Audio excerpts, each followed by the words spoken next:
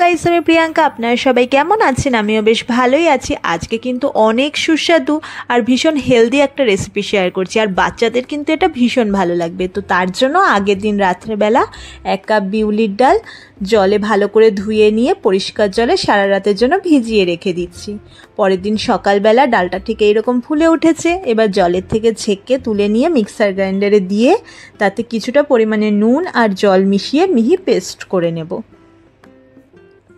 আর এদিকে 1 কাপ সুজি আমি ভিজিয়ে রেখেছি, এটাকেও পেস্ট করে নেব। চাইলে না পেস্ট করলেও হবে, তবে পেস্ট করলে বেশি ভালো হয়। আর এবার দুটো মিশ্রণকে একসাথে মিলিয়ে নিচ্ছি, আর এর মধ্যে কিছু সবজি ব্যবহার করছি, আর সবই গ্রেট করা।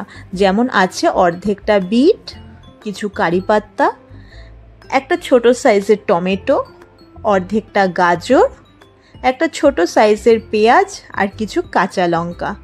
আর যেহেতু এটা পেস্ট করার সময় আমি নুন ব্যবহার করেছি, তাই আর এখন নুন দিচ্ছি না, দিয়ে দিচ্ছি 3টে ডিম ফাটিয়ে।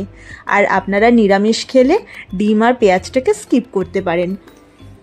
তো এবার এই সব মিশ্রণটাকে একসাথে মিলিয়ে মিশিয়ে নিতে হবে।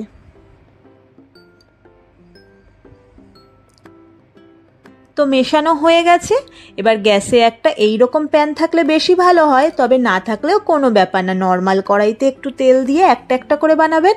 আর এই রকম প্যান থাকলে এরকম ছোট ছোট করে বানিয়ে ঢাকা দিয়ে দেবেন। আর এই দিকে চাটনির জন্য নিয়েছি কিছু পুদিনা পাতা, একটা ছোট সাইজের আম, আর কিছু রোস্ট করা চিনেবাদাম আর আমন্ড, আর দুটো কাঁচা লঙ্কা। আর এটাকে এবার পেস্ট করে নেব। আর হ্যাঁ, অবশ্যই এর মধ্যে একটু নুন দেব, আর ঠিক রেডি হয়ে যাবে এটা। আর সত্যি বলতে এই চাটনিটা কিন্তু এর সাথে খেতে ভীষণ ভালো লাগে।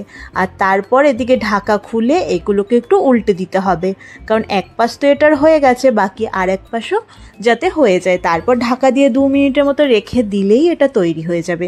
আর তারপর এটাকে সার্ভ করে ফেলবেন। তো দেখলেন তো কেমন ঝটপট তৈরি হয়ে গেল। আর সকালের ব্রেকফাস্ট এরকম হেলদি অ্যান্ড টেস্টি রেসিপি হলে আর কি লাগে। আর বাচ্চারাও কিন্তু বেশ মজা করে খাবে, তাই দেরি না করে আপনারা ঝটপট বানিয়ে